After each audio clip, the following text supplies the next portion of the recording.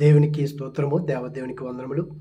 ప్రభు అయినటువంటి యేసుక్రీస్తు నామములో మీ అందరికీ శుభములు తెలియజేస్తున్నాను. ప్రియా సహోదరి సహోదరులారా, ఈ ఉదయకాల సమయంలో దేవుని యొక్క వాక్యం సెలవిస్తుంది. మన జీవితంలో అనేక సార్లు అనేక మంది మనల్ని అవమానపరచవచ్చు, కించపరచవచ్చు. అనేక సార్లు మనము పడిపోవచ్చు. కానీ దేవుని యొక్క వాక్యం సెలవిస్తుంది, మనం ఎక్కడైతే కనుక ఓడిపోయామో, ఎక్కడైతే కనుక మనం పడిపోయామో అక్కడే మన దేవుడు మనల్ని లేవనెత్తేటువంటి గొప్ప దేవుడు.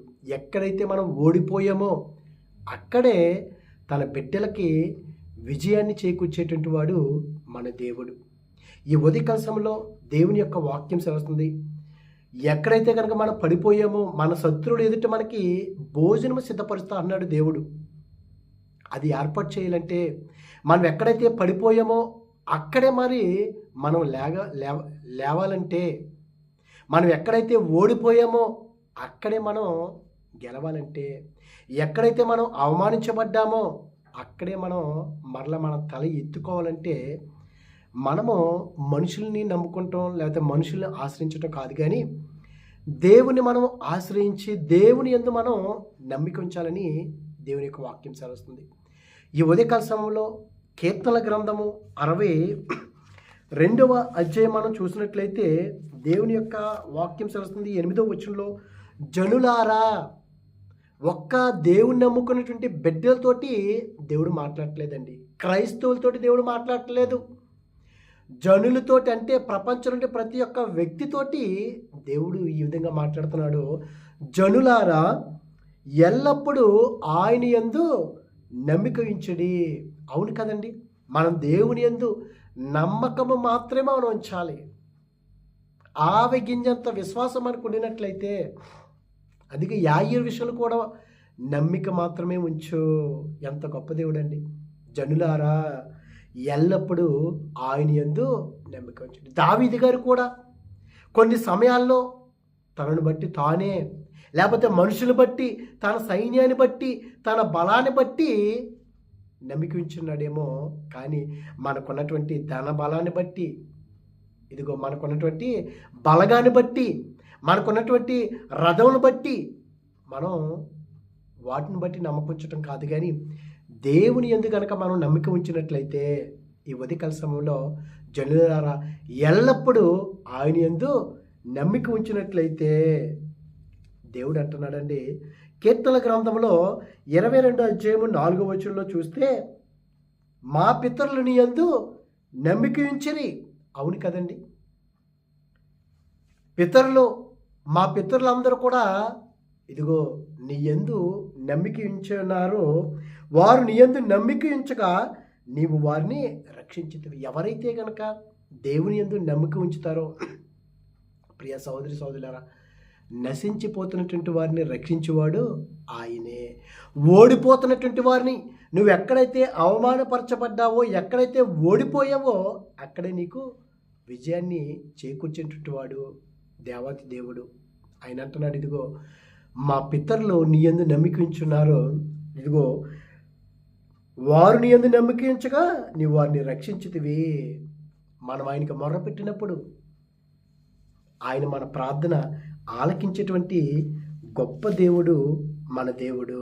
ఇంకా ఆయన సెలవిస్తున్నాడు అదే కీర్తన గ్రంథము 28వ అధ్యాయం 7వ వచనంలో చూస్తే, యెహోవా నా ఆశ్రయము, నా కేడము, నా హృదయం ఆయన యందు నమ్మిక ఉంచెను కనుక నాకు సహాయం కలిగెను.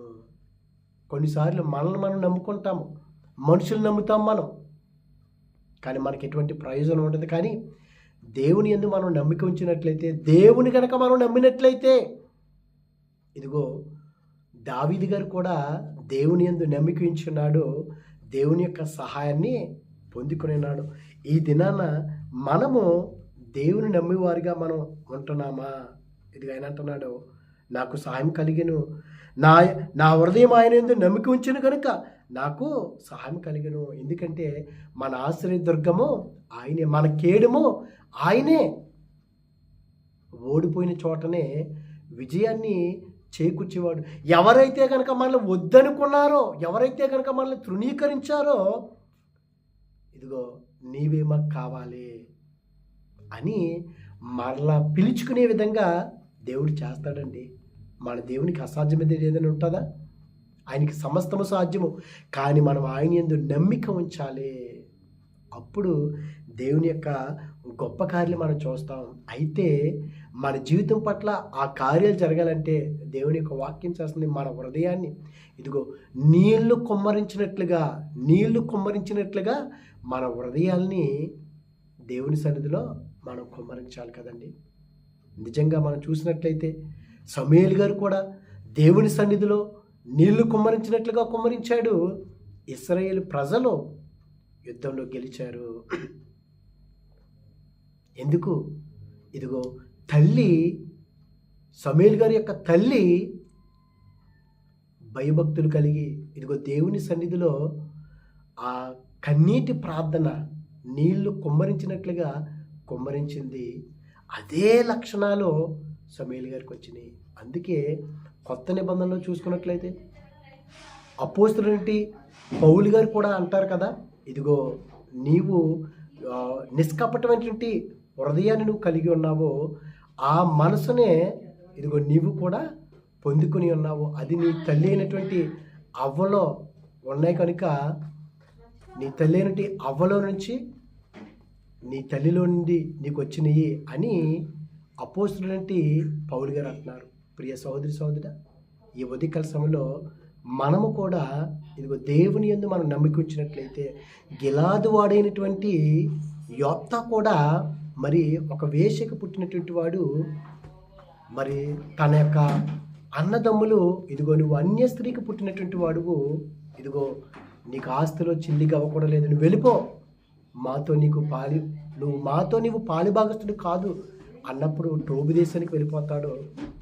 మరి నిజంగా ఆ న్యాయాధిపతిలో మనం చూస్తే ఎప్పుడైతే అమ్మోనియులతోటి యుద్ధం చేయవలసి వచ్చిందో ఇశ్రాయేలు ప్రజలు, వారందరూ కూడా ఇదిగో యోప్తా దగ్గరికి వెళ్ళి ఇదిగో నీవు యుద్ధం చేసినట్లయితే నువ్వు మా పక్షా నుండి మేము నిన్ను ప్రధానమంత్రిగా ఇదిగో నీవు మాకు న్యాయాధిపతిగా ఉండుము అని అడిగినప్పుడు నిజంగా చూడండి తృణీకరింపబడ్డాడో, మాకొద్దు అని దేవుని యొక్క వాక్యం చూస్తుంది. ఎక్కడైతే మనం ఓడిపోయామో, ఎవరైతే మనల్ని అవమానపరిచారో, ఎవరైతే మనల్ని తృణీకరించారో అక్కడే దేవుడు మనల్ని లేవనెత్తుకుంటాడు.